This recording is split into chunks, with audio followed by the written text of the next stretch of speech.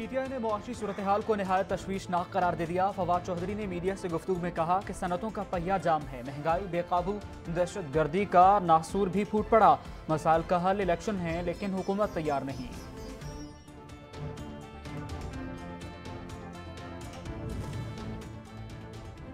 सूदी निज़ाम का खात्मा 99% अवाम का मुतालबा है। अदालती फैसले मौजूद, अमल दरामद बाकी है। अमीर जमात इस्लामी सिराजुल हक का हुर्मत सूद सेमिनार से खिताब, कहा शैतानी निज़ाम के खात्मे के लिए कानूनी रुकावटें खड़ा करनी होंगी।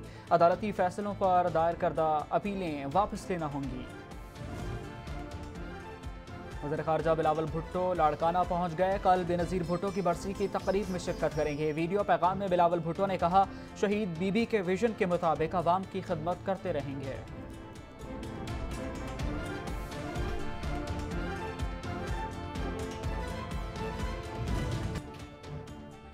और करेंसी स्मगलिंग की कोशिश नाकाम, FIA की इस्लामाबाद में कार्रवाई। 25 लाख मालियत की अमरीकी, बरतानवी और ओमानी करेंसी बरामद, मुलजिम गिरफ्तार।